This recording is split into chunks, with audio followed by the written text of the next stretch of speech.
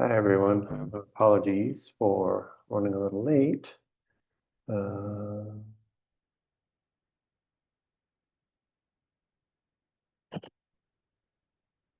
um, 1 second.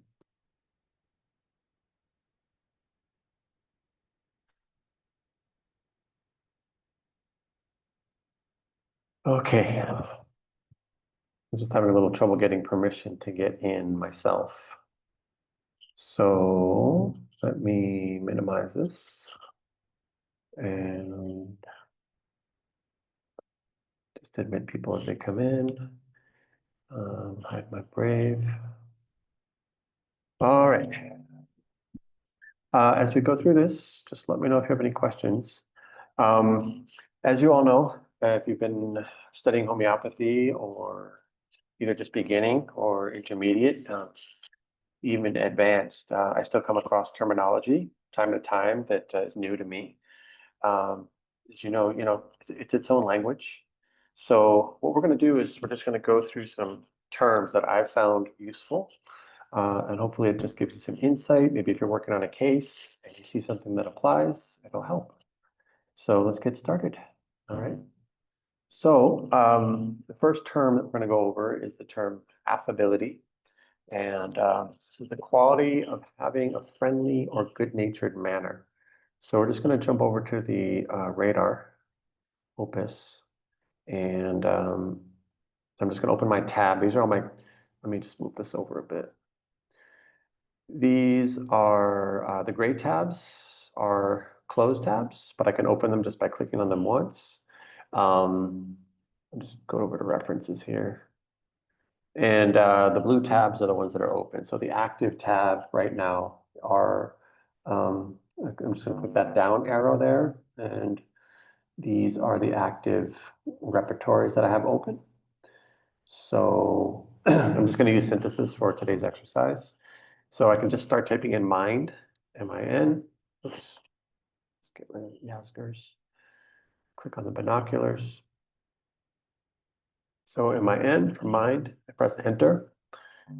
And then affability. And there it comes up. I just typed in AFF here. And so there's several words that start with AFF. Affability is the first one. So I just pressed enter and enter. And then it takes me to the actual rubric. So there's 15 remedies there. You've got the remedies. And as you can see here, all remedies made from alcohol. So you've got alcohol, and then there should be ignis alcoholis, which I'm not seeing. Let me let this person in. And you see here, there's some other remedies like a podium, phosphorus, podophyllum. Sometimes there's a blue flag and a gray flag, black flag. The black flag will give you a definition of the term. And the blue flag gives you kind of like a clinical presentation of what the symptom or the rubric will look like in your clinic or in your office. And we see here affability to an enemy. There's alcohol there. And if you want to do a search, you can actually do a search. Let me just show you that.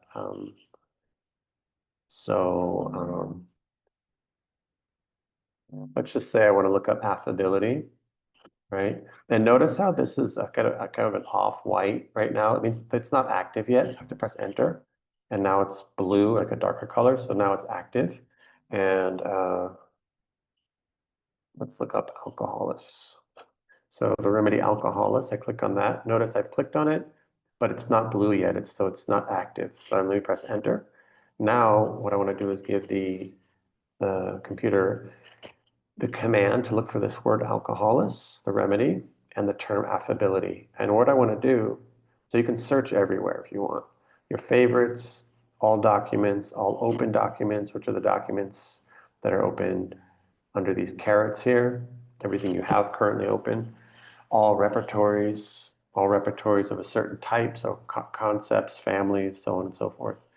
I'm going to look at all documents. So now the computer is going to look for the term affability. And so you have a couple of repertories here, and you have materia medica. So Mangliavori and his Suggesta, which is a really, really good repertory. I use it all the time.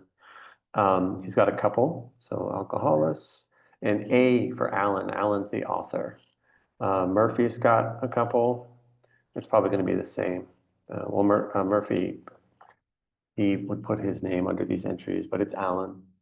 And then under Adonis, Farouk Master has also confirmed.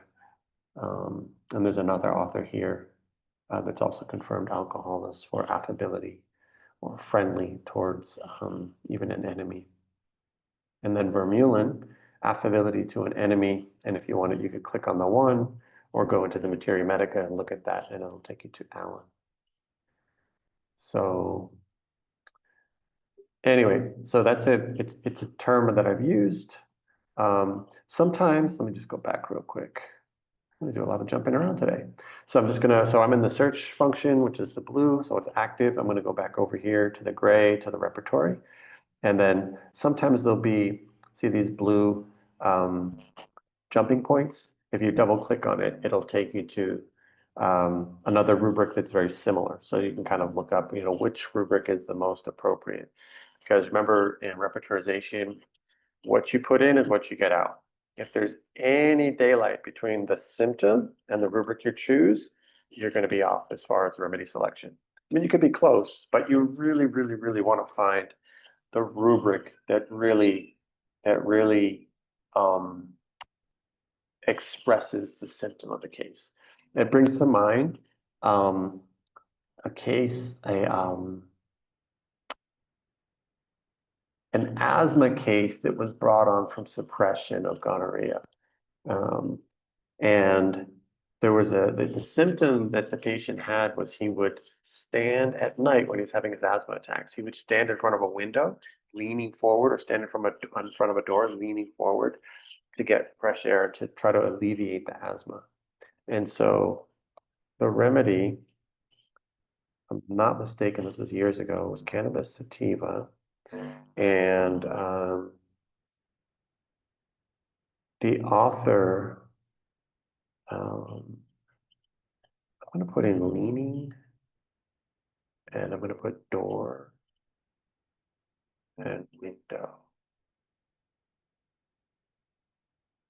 And this rubric is not in, if I'm not mistaken, it's not in any particular repertory. That's why you can search in repertories, but you should also be able to search in the Materia Medica. And it was under, I'm going to look in references. There was one particular author, I think there were two authors, Herring and Gentry. So I don't see it in Gentry, but there's Herring. Has to stand by an open window leaning forward with asthma. That was the symptom there. But if you look for this in the repertories, I don't think you'll find it. We can try just for fun, but Gentry also had this as an entry as well. So look in repertories. Maybe it's been added into a repertory because this was years ago. Leaning head against something difficult. Respiration difficult, wants doors and windows open. Yeah, must sit by an open. So that's similar, but it's not exact. In the case that I'm referencing, the guy had to lean forward in front of the door. So this is close. Let's see if Murphy had it. Must sit by an open window. Nope, he doesn't. Nerves usually pretty. Yeah, there. Cannabis sativa. Ner has a grade 3. So this is a really strong symptom for this remedy. And in the case that I'm referring to, there was the patient had gonorrhea that had been suppressed with antibiotics, and then he developed the asthma. Let's see if Magnavori has it. Magnavori, respiration difficult. Nope, he doesn't. So anyway, it's good to know where to look and to look both in when you're looking for something specific. Remember, everything in the Materia Medica is not on the repertories. So you should look in both. All right. Agony and agonizing. So this is extreme physical or mental suffering. Does anybody want to take a guess which group of remedies when you look up the word agonizing or agony for this particular, as a symptom, there's a particular group of remedies that we tend to think of because it's pretty prominent for them. We type in agony while I'm doing this. If anybody has an idea, if not, by the time I finish this, I'll let you know what it is. Agonizing.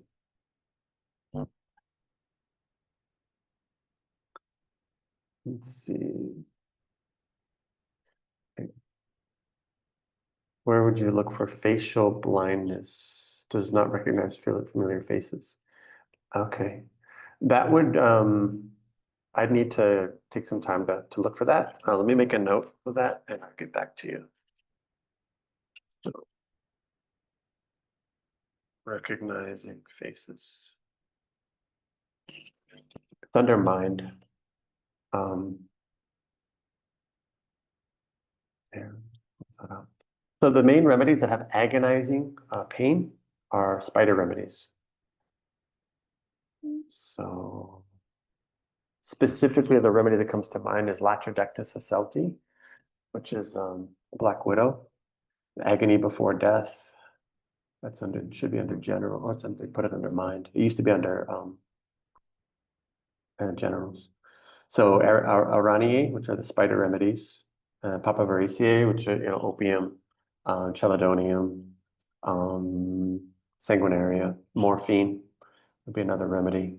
But Latrodectus is, excuse me, not accelti. Latrodectus accelti is the redback spider from Australia. Latrodectus mactans is the black widow. It's got the red spot on the abdomen. Latrodectus accelti has the red spot on the back. Anyway, the term agonizing pain, double click on that, usually colocynthis, and there's Latrodectus mactans again. There's ornithogallum. And then there should be general's pain agonizing. This is the box. What is it? The box jellyfish. Extremely agonizing pain when stung. There's Papavericiae, which is poppy family again. X-ray, which is quite interesting. And there's Latrodectus mactans. And this is the Gila monster, the poisonous lizard. So anyway, if there's agonizing pain, person's beside themselves from the pain in agony, you can look up that particular rubric, or you can maybe consider spider remedies if the rest of the case fits. So some of these, I just want to share with you some of these. Just want to make sure my everything's on, right? Everybody can hear me and see me? Yeah, okay, good. What we're doing, I'm also picking from, let me go to references. So I click on references, Rubric Master, and there are rubrics. Where is it? Mind.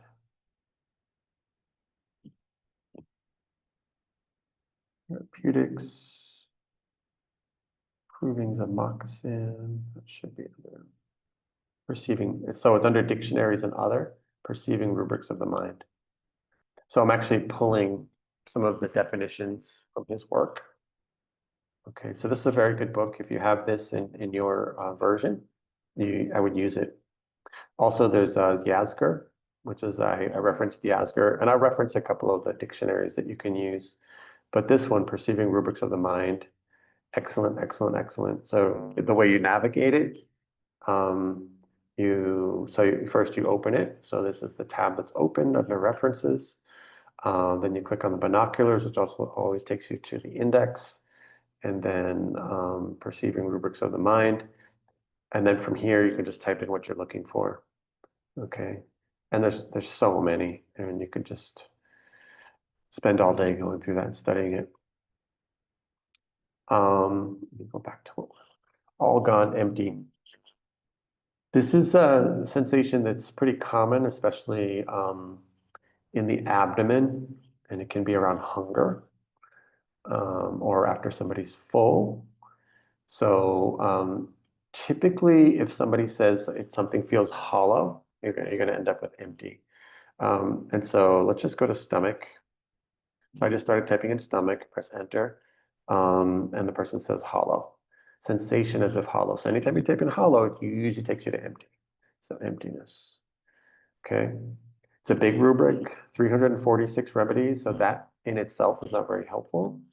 The other place you can look, let me just scroll down. So I'm just scrolling down. It should take you to generals, sensation of emptiness. And it's also an all gone feeling. So hanging down and relax, that's very common or it's similar, but not the same. Sinking sensation, similar, weakness, flabby. But if you go to generals, empty sensation, sensation of emptiness, as if the whole body is hollow, sensation of faintness. So, and there's the little blue flag I was mentioning, empty sensation in the organs. So that's kind of how they'll present. Okay, so hopefully that's helpful to you. Over the years, you will come across cases where people describe feeling hollow or empty or all gone. Animal consciousness is, I would say, a newer idea in homeopathy. And so it's the person is having this excessive love for animals or connection with animals. It could be a very strong indication that they need an animal remedy. So cannot bear the pain or anything happening to animals. So the way you could look for those is there's actually a rubric. So I'm just going to type in mind, animal consciousness. I'm just clicking on that. So there's a little blue flag here. Excerpt from Luke Norland's Animalia, published in 2021. That's why it's relatively new. Animal patients' perception of their chief complaint is likely to be multifaceted. It stems from their perceived competitors. So these are kind of animal themes that you'll see in the case. And people that need animal remedies, I'd say 70 to 80% of the time can have an affinity for the animal remedy they need, or just affinity for the group. Like they need a mammal remedy, so mammals in general, or snakes, or insects. So affinity or strong aversion. But there are other remedies in here. Okay, chocolate's there, and germanium metallicum, hafnium. So you don't just assume it's because the person has an affinity for or a love of animals that they need an animal remedy, or a strong aversion as well. So, because there's also the rubric.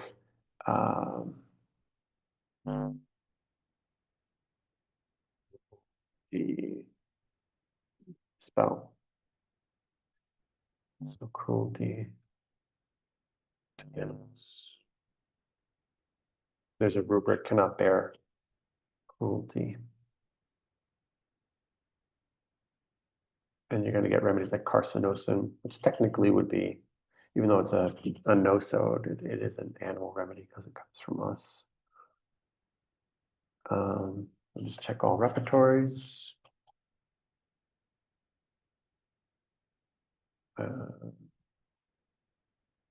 Cannot bear. So there's 32 remedies there. There's cruelty to animals, which would be the polar opposite. But you see there's a lot of plant remedies, ambergris, mineral remedies. Mineral, there's carcinosin, I'd mentioned, metarhinum. There are animal remedies there, but then there's also some plants, but many animals. There's Natmir.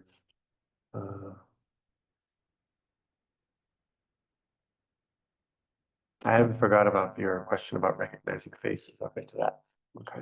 Let me just get through a couple of slides here. And the other thing is that animal consciousness, the idea of it, the concept of it, the definition is also in Der Farouk Master's book on perceiving mind rubrics. Antagonism with herself. So main remedy that typically comes to mind is anacardium, because they have the idea of the devil on one shoulder and the angel on the other. But there are a lot of other remedies that have this feeling of antagonism or split, one side fighting the other. Again, very common for animal remedies. So there's activity or hostility or opposition within themselves, towards themselves. Okay. Antics, foolish, outrageous, or amusing behavior. And so that's under mind. Antics. So you'll see remedies, playing and antics, like hyoscyamus, but many, many other remedies. Playing the clown. There's hyoscyamus grade 3, but you've got lactuca, lachesis, calibichromicum, ignatia, cicuta, colchicum. So again, this is the person that tries to make people laugh, goes out of their way to be the class clown, to make gestures, make jokes. So if you see it in a case, you can use it. Again, something like this, is it something that needs to be cured in the case? Not necessarily, but it can be a strong indication for a remedy that covers the symptoms in the case that need to be cured. And again, if you just see a glimpse of it, or it's there 5% of the time, there's not a lot of energy behind it. So, but if it's there all the time, if you're talking to family members or close friends, partner, and there's this emphasis, they're always trying to make people laugh. They're always trying to, amuse others. They're always, the jokester all the time. You can also use rubrics like jesting. Let's go see under antics if there was other rubrics you could link to. So there's childish behavior. So this rubric goes all the way down here and then starts up here again. Childish behavior, slightly different. Delirium, that they'd have to be in a delirium, does absurd things. Foolish behavior, you'd have to really do a differential on that.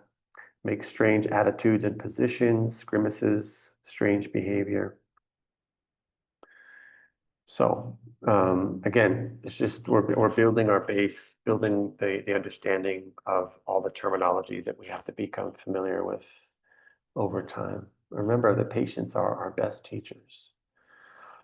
Aphasia, a language disorder that affects your ability to speak and understand what others are saying. So it has to do with inability to communicate. You might have trouble, so the patient might have trouble reading or writing, usually happens suddenly after a stroke.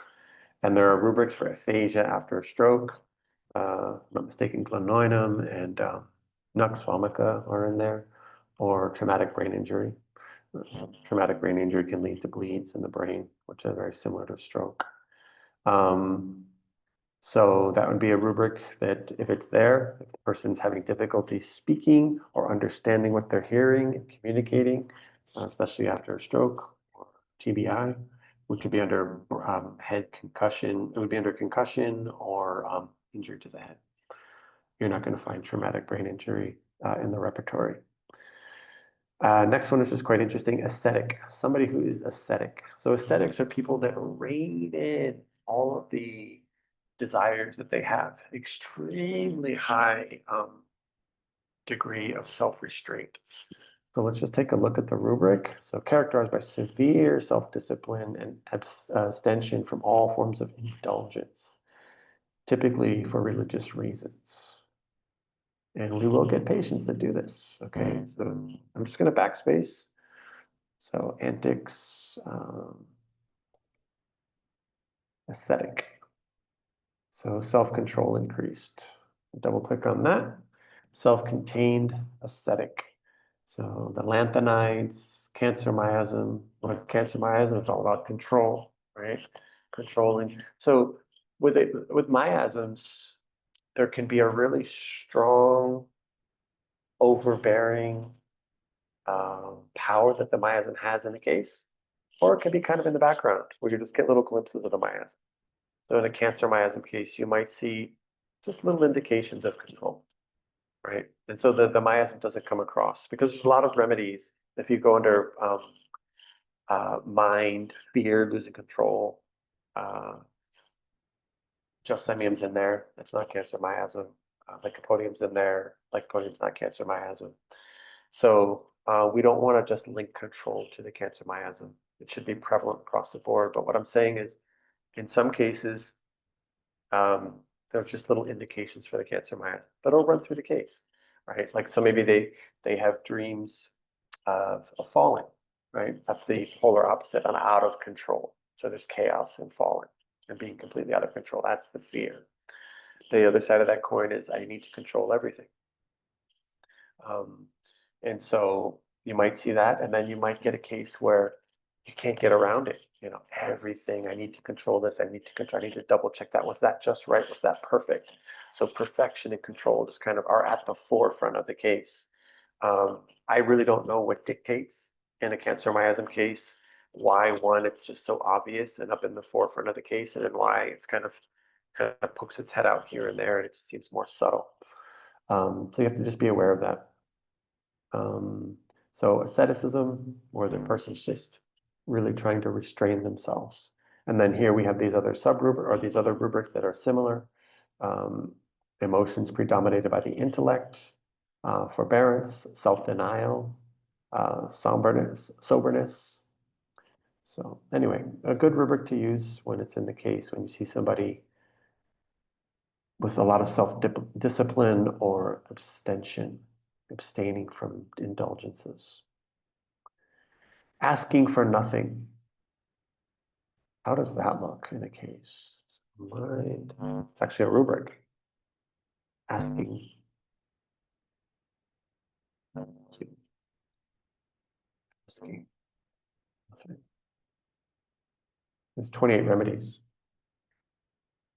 And they can ask for nothing for different reasons. The Compositae family is in here because the underlying sensation or feeling. So arnica, senna, chamomile, bellis pea, all these remedies that are in the Compositae family, part of their compensation for feeling injured is feeling like I'm the tough person. I can take the beating, right? I can take the injury. That's the compensation for feeling injured. So a person that will, pugilistic, they like to fight, that they can take the beating and dish it out, right? Part of feeling like you can take the beating and persevere and push through and still show that you're tough, an aspect of that is not asking for anything. No, I'm okay. I don't need anything. Cardus Marianus, if I'm not mistaken, is Compositae family. Let's see if there's any others that they put in here.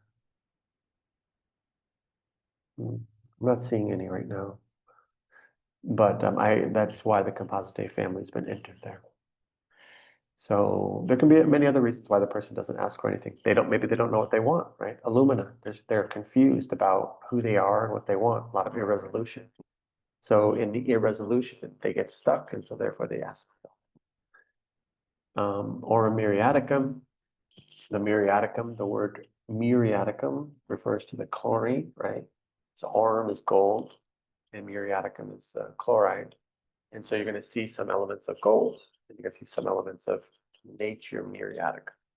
And the word muriaticum, muris, means wall in Latin. So it's about most of the muriaticum remedies, whether it's aurum muriaticum or nature muriaticum or magnesium muriaticum, barium muriaticum, beryllium muriaticum, they can build up a wall between themselves and others, between their emotions and the world, between themselves, build up an emotional wall, or a wall against their emotions and their loved ones. Bryonia, they ask for nothing. Why? Because they don't want to be disturbed, right? They want quiet. And if they ask for something, that means they have to interact with somebody, which means they could feel disturbed. Okay. Helleborus doesn't ask because they're in a state of stupor. They don't know how to ask. They don't know what they want. Okay, so there's all these different reasons as to why these remedies are in here. If I'm not mistaken, millefolium is in the Compositae family. You can double check on that. It's interesting that rheum is in there because rheum tends to ask for everything. So capricious and just, I want this, and then you give it to them, and I didn't know, I didn't want that, I wanted this, no, I didn't want that, I wanted this. So it's part of a polarity. Okay, so asking for nothing, bargaining, That's another one. So this is using this rubric. If the person, bargains here and there just for a better price on something, that's fine. You use the rubric when they bargain for everything. They're even bargaining with you for the cost of the consultation, right? Everything you'll find in taking the case, and it may not come out the first time you talk to them. Bargaining. And there's bryonia, chelidonium, cypraeglantina, lac-equinum, and they're all in here for different reasons. Silica, sulfur. And then you see some of these other rubrics that are similar. Avarice, people that are misers. That's one reason somebody would bargain. They don't want to be low on money. They're always trying to get the best deal. You would see that in lycopodium. You would see that in silica, sulfur. Okay, so there's different reasons that the remedies are in there, but just one that I thought is useful when it shows up. Being beside oneself. So this is close to hysterics, okay?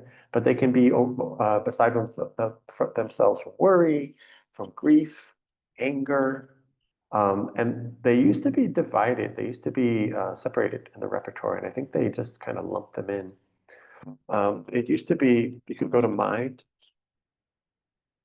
anger, beside oneself. Oh, it's still there. So the anger is exaggerated. Sensation is if you were beside himself. It's just overwhelmed with the emotion. You see aconite's there, nux is there. Let's see. Beside oneself. From anger, from anxiety in general, from pain. That's another big one. Sensitive to pain, being beside oneself. So this is the person that's just screaming and lamenting and literally like they lose their sense of reason and ability to talk to them because they're so overwhelmed with the pain. So being beside oneself from pain and so look, it's not, if you type in beside oneself, it'll take you to sensitive to pain, being beside oneself from pain. Okay, very, very useful. Pain is interesting. In and of itself, not a symptom because it's so-called, we can all experience pain. So it's part of the human experience, right? And in homeopathy, we're looking for the experience of the remedy.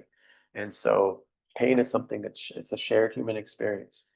But if you get pain, like for example, this one, beside oneself, you can use it. Another one would be for like natrium carbonicum, generals. Trembling externally from pain, with the pain. You see there's anagallus and bismuth, borax, cocculus, and there's natcarb, it's a grade 3. Platina, plumbum. So if the person's in pain and you see them visibly shaking from the pain, not from the shock, you have to differentiate. So let's say that, they fell, they hit their head, they had an accident, and they're sitting there trembling. We need to know, are they trembling from the shock or are they trembling from the pain? Okay, somebody just asked a question. 1 second. Excruciating pain. That's a good question. So what does excruciating to the person mean to the person? Excruciating just means intense. And if we type in,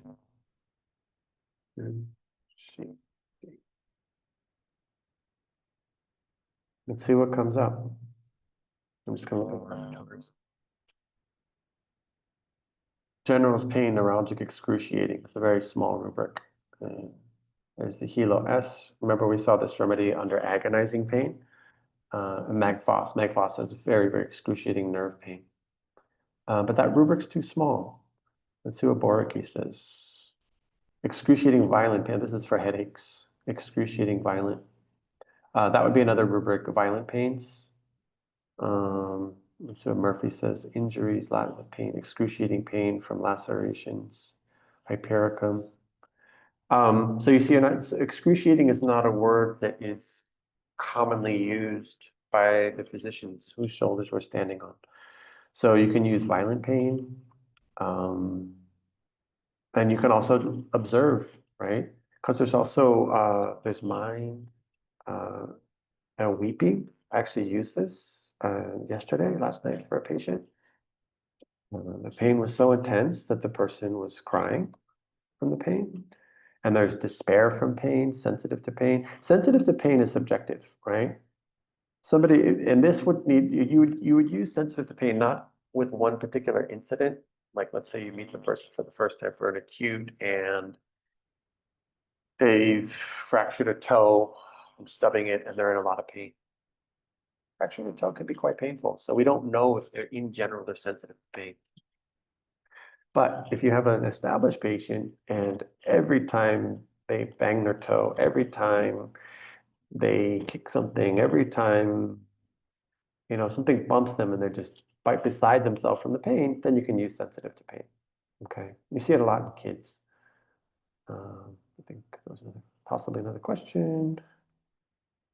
Where to look for small fiber neurology? I don't think you're going to find anything under small fiber neurology. You can look up neuralgic and nerves. And if it has to do with, there are rubrics for inflammation of the nerves, there are rubrics for injury to the nerves. So those are the things that you would look for. And so you would just do a search and look up nerves, and then you could that would cast like up and look. Let me just show you real quick. You search, you just type in nerves. My computer's going. Let's see, nerves, and we type in neuralgic.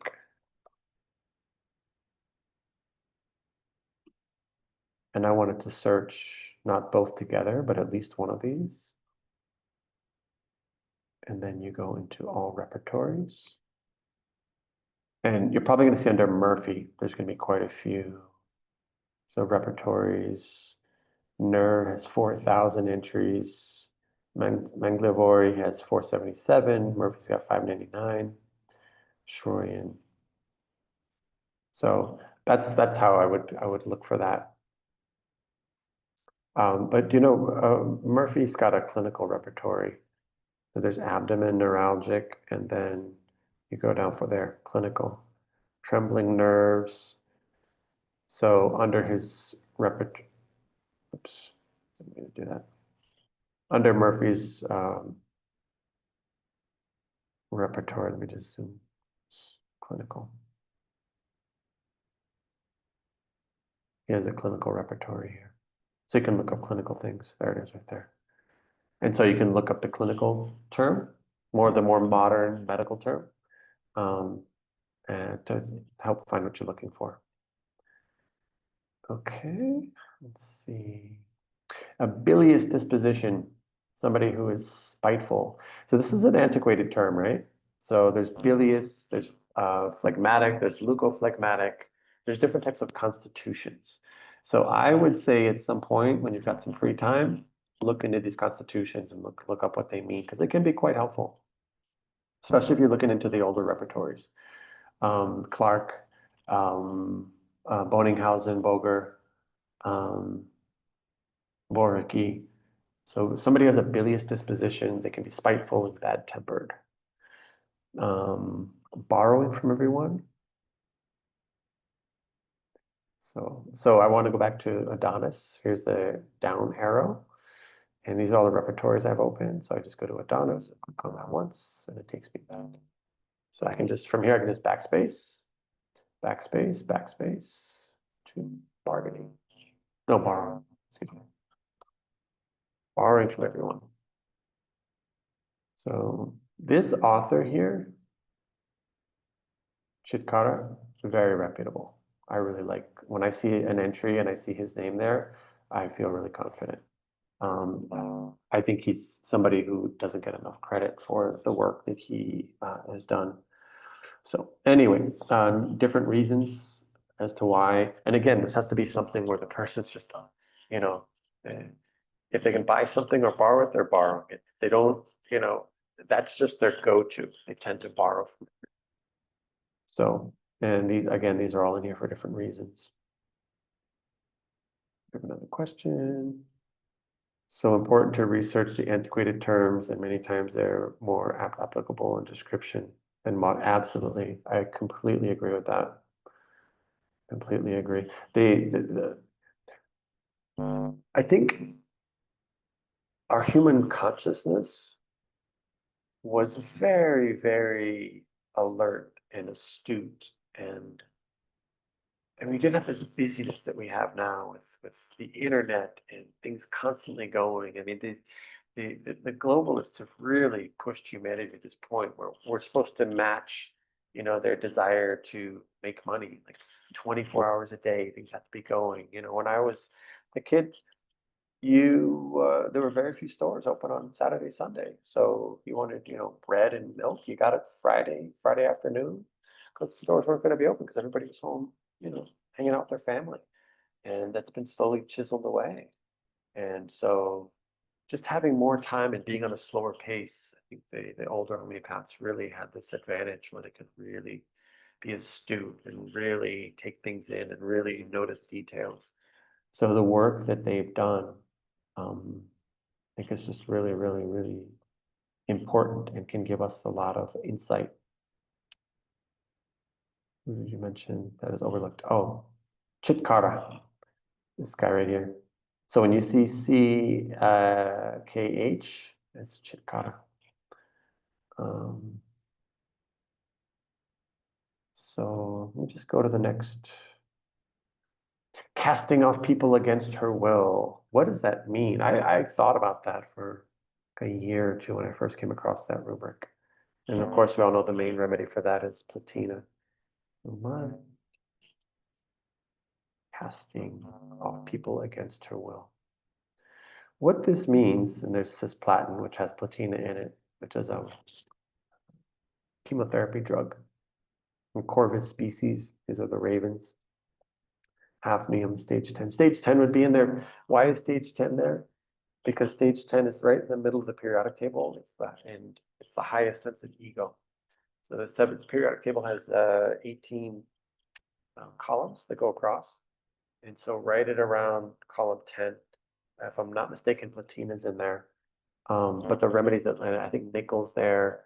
And so all the remedies that line up under column 10 are going to have a big ego. And with the big ego, what they say goes. They're always right. And if you try to stand up to that, they're just going to dismiss you. And that's what this means.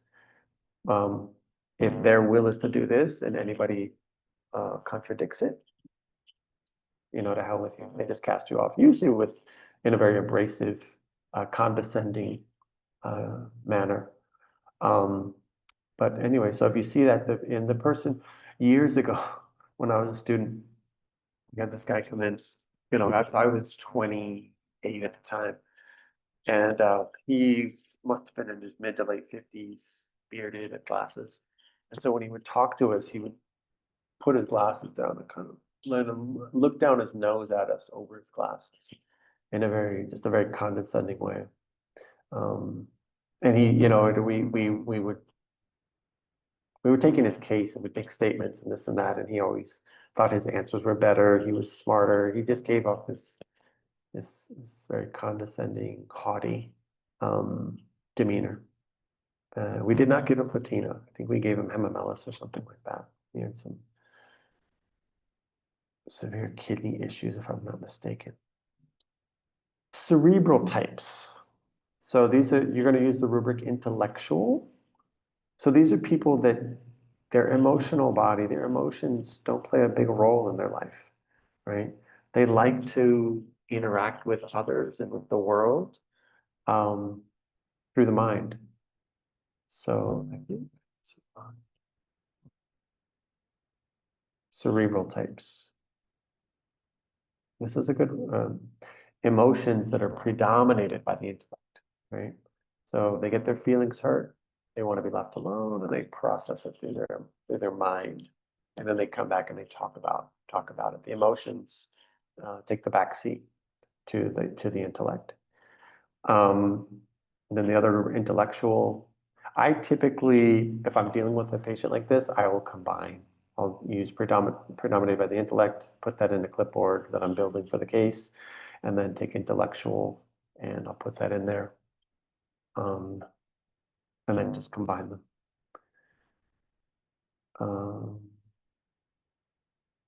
Somebody had a question about recognizing faces.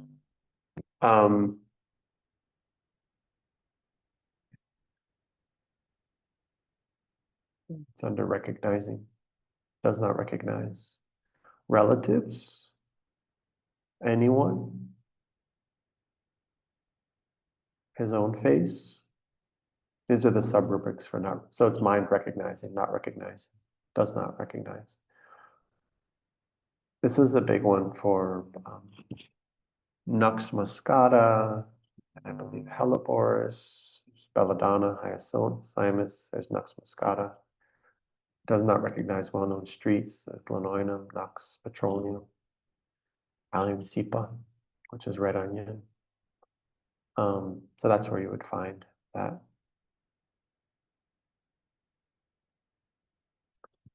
It reminds me of a case, but I don't have time to share. Where the person had received, they were beaten up by an intruder 10 years before, hitting the head. And then they slowly went into a chamomile state, I believe it was chamomile. And they would see people's faces and think it was their uncles. They didn't recognize the faces. They were seeing other people's faces. I think it's under delusions. And chamomile is the remedy that helped. Chaotic. Is it a state of complete confusion and disorder? This is a failed cancer state. Again, if you hear chaotic or you come to the conclusion the person is in a state of chaos or a chaotic state, don't just jump to cancer miasm. Because if we go to mind, chaotic, there's 113 remedies, and I can guarantee, so disorderly, disorganized, cannot perform anything in an orderly manner, confusion of mind, disorganized. And there's a little black flag, and it gives you more information on what the rubric means. And you see the cancer miasm is here, but there's a lot of remedies here. Cimicifuga is not cancer miasm, it's tubercular. Chironix fleckii is not cancer miasm. Pulsatilla is not psychotic. Phosphorus is tubercular. So use the rubric and kind of work your case until the miasm becomes clear, but don't jump to it too soon. That's a really big mistake. Jump into a particular miasm too soon. Depravity. So there are different rubrics here. There's perverse, there's wicked, cruelty, brutality. So this person is morally corrupt or morally bankrupt. So there's different rubrics. There's mind, wickedness, just times wicked disposition. There's a little flag here. Extreme form of maliciousness found in perverse and abnormal people who damage the social fabric and do great harm to the lives of other people. The symptom is prevalent among criminals, murderers, thieves, swindlers, evil people who show no sign of guilt or regret. So you're going to see it. And look at Nat Muir there as a grade 3. Arsenicum for sure. There's chamomile. Sarracenia. Anybody know that remedy? Sarracenia is pitcher plant. And it's pretty common for the remedies from the carnivorous plants to have like this duplicitous, wicked disposition where they lure people in. Because what does the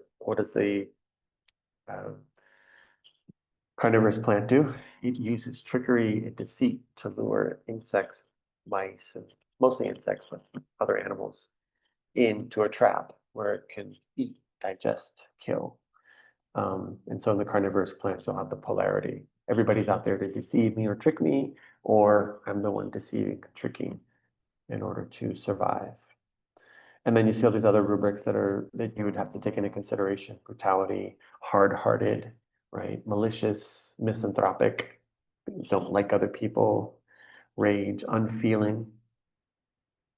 There's also want of mind, want of moral feeling, perverse, Then you have the little black flag there again, that'll give you some more information. All embracing symptom that applies to those who systematically commit immoral or antisocial acts. They don't have much of a conscience, okay?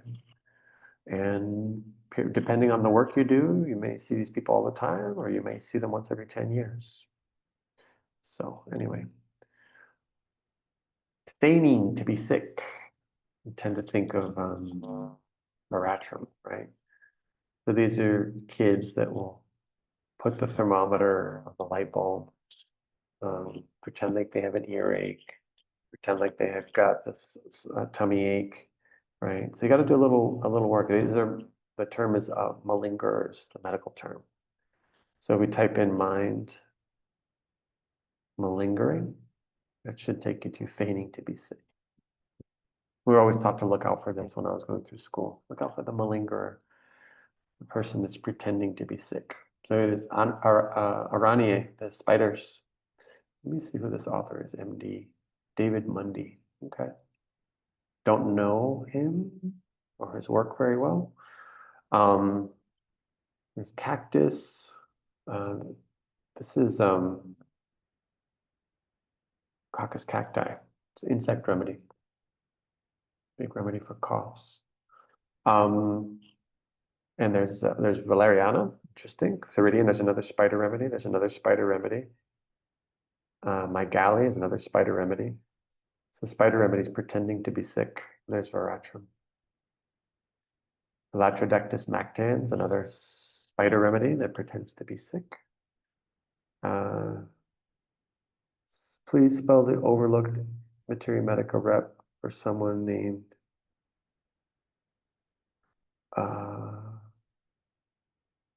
oh, okay. I think we're looking for references.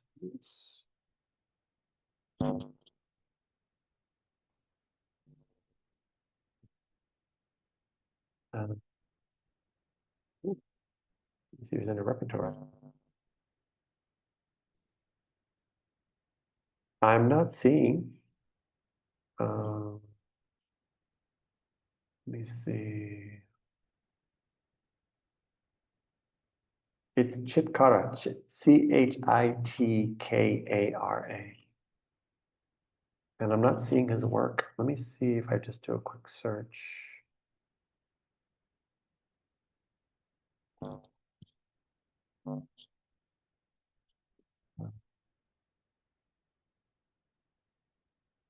Because I started late, I'm going to go a little bit over, but we probably won't get through. Let me see all documents. We won't get through. There it is. H.L. Chitkara, Besta Burnett reprinted, Jane Books, Gunavantes. This is a really good book if you don't know it. The new Comprehensive Materia Medica for Mind, H.L. Chitkara, is helpful in this direction. The genius of homeopathic remedies. There are hundreds of remedies that Gunavantes put together. So I would, and there's Farouk Master, the bedside organon. H.L. Chitkara have shown wonderful cures with just one dose, no repetition for months together, even with deep pathology. So obviously a very well, a clinician who did a lot of good work. There aren't many of his books that we have in the repertoire, in the Adonis, but there are some entries. Memorable Cures, Central Council Research.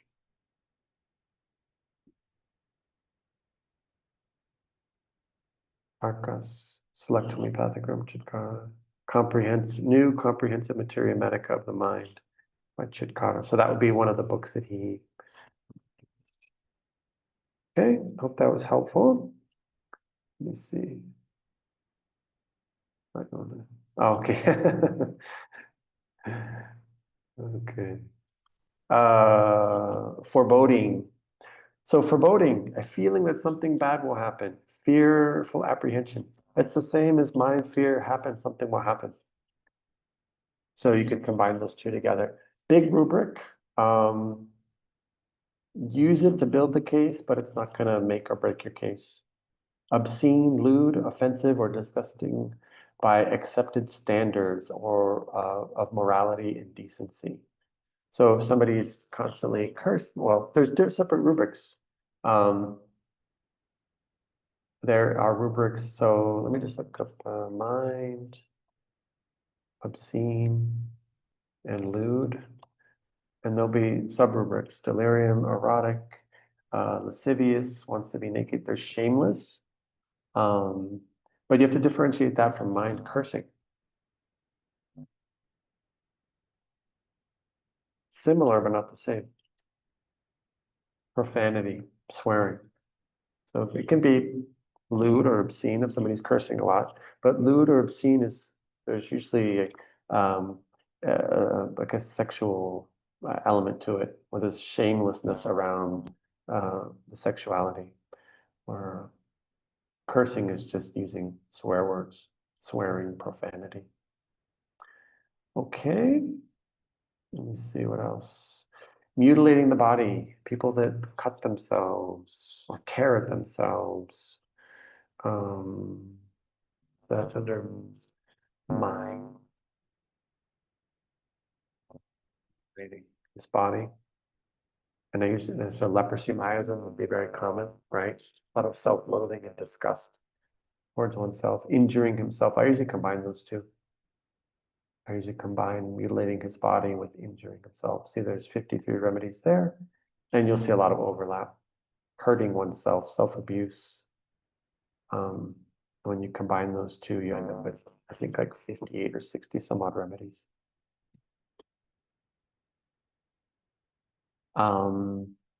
Narrating her symptoms versus weeping when telling the symptoms.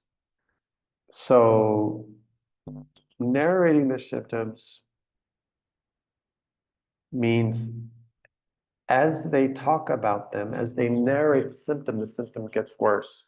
I actually had this happen last week where I had somebody talking about their headache. They go, and as I'm talking about it, my headache's getting worse. Okay, so that's narrating the symptom aggravates. And then there's weeping when telling of their sickness. Different. This is, they could be talking, it's not, so let's say they're talking about their headache. And as they're talking about their headache, they're crying because of how overwhelmed they feel over it. But it's not making the pain of the headache worse. Okay. So let's differentiate there. So weeping when describing their symptoms, and there's a little black flag there. There's a Kunzli dot, which means it's a very, very useful rubric, clinically relevant in Jos Kunzli's work. The symptom may obviously be observed directly during the consultation. The weeping must be seen as inappropriate response to the emotional content of the patient's words.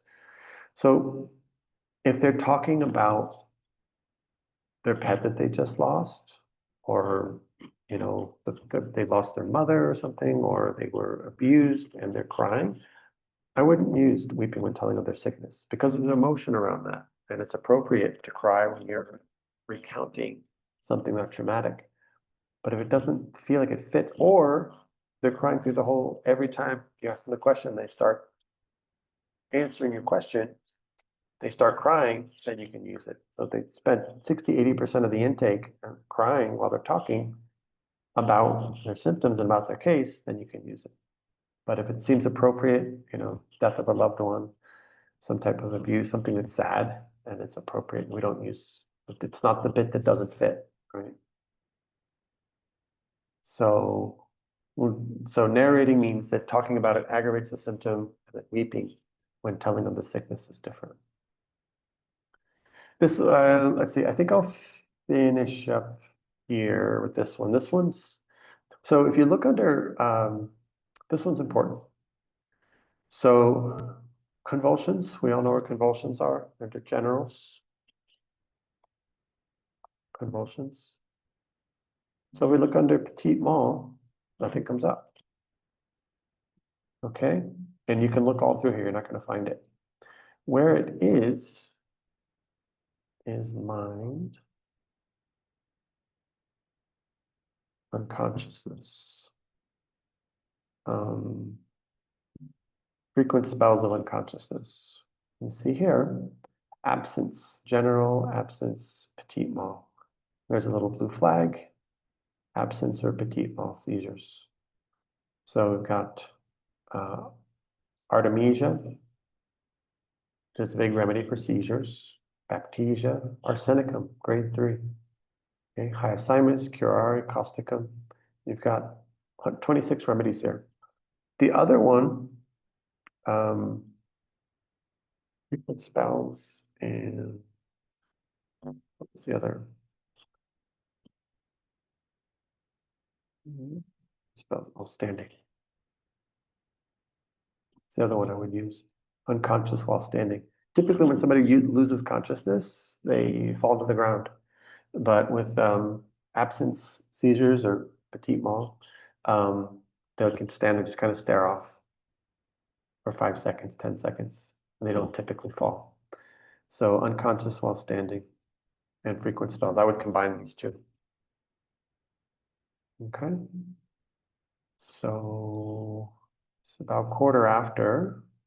Let me just see if there's any more that are kind of interesting. Nibbling habit where a person takes small, quick bites, small morsels. They would have to almost completely forego meals, just constantly always nibbling on things in order to use this rubric. It's under mind nibbling. Offended easily is pretty self-explanatory. These are people that take the definition is takes everything in bad part. So criticism, perceived criticism, everything, and it upsets them emotionally. It's a big rubric, and it's like over 150 remedies, but it's useful in cases when it's there. Pedantic or somebody who is pedantic. Pedant is a person who is excessively concerned with minor details and rules, or with displaying academic learning. So, pessimist, the glass half empty, right? Instead of the glass half full, always expecting the worst. Good rubric when you see it in the case. And this is actually the last slide. So phlegmatic, having slow, and these are the types of constitutions. So you would look up the term phlegmatic, bilious, and there's about 8 or 10 other types of constitutions. Having a slow, sluggish, or apathetic temperament, unemotional, referring to a calm, apathetic, or unexcitable situation or person. So if you see that that's how the person's kind of moving through life in a phlegmatic way, where they're sluggish, their emotions are dulled down, they're kind of, indifferent, right? That's what apathetic means, indifferent. If you have somebody who's apathetic and you look up apathy, it's going to take you to a different. Then you can use this type of constitution. Let's just take a quick look. Phlegmatic. I know Murphy has it. I believe Clark has it. Phlegmatic. And then we'll do repertories. So mine, phlegmatic. Let's see, go to Boger. Phlegmatic, Clark. Temperaments, phlegmatic. There's 10 remedies there. Murphy did a really good job. Phlegmatic constitutions, 25. Carb, Calibachromicum.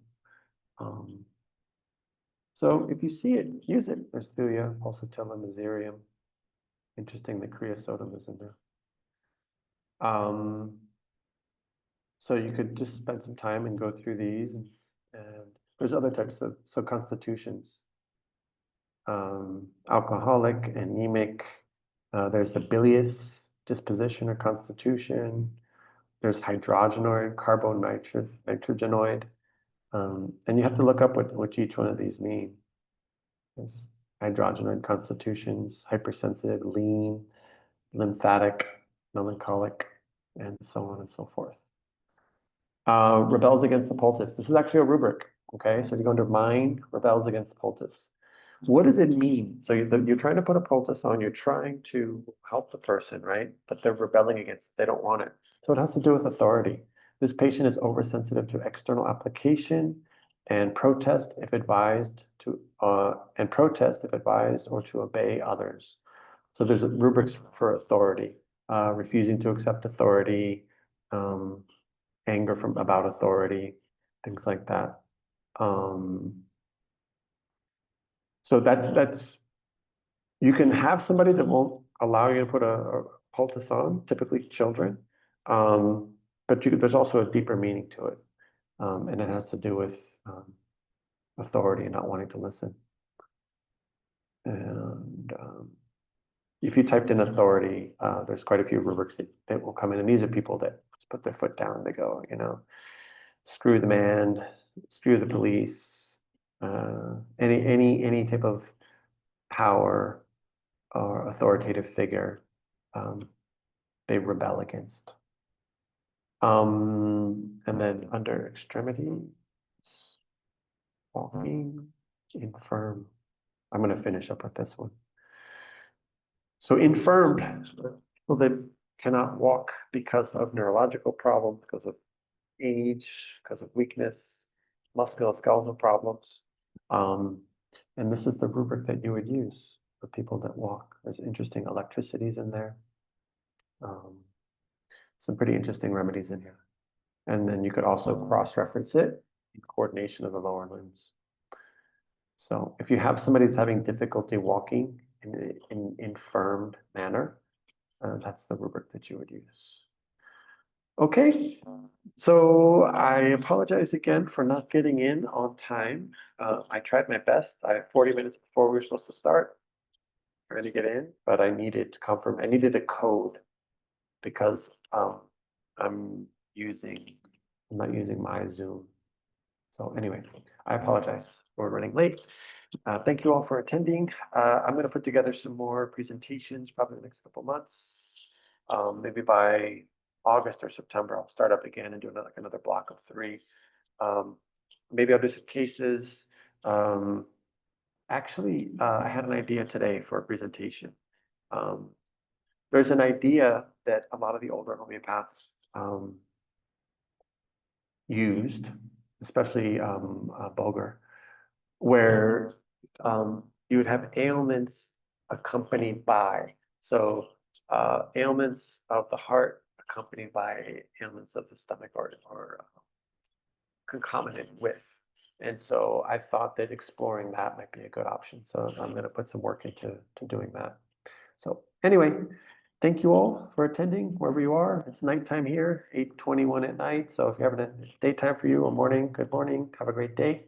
And thank you for attending. And we will talk soon. Take care. Yeah, thank you. A printout. There won't be a printout, but they do post. They'll post the whole talk onto the Radar Opus website. Okay. I don't know exactly where that is, but if you get in touch with Radar Opus, they will show you where that is. All right. Thank you, everyone. Take care. Be blessed.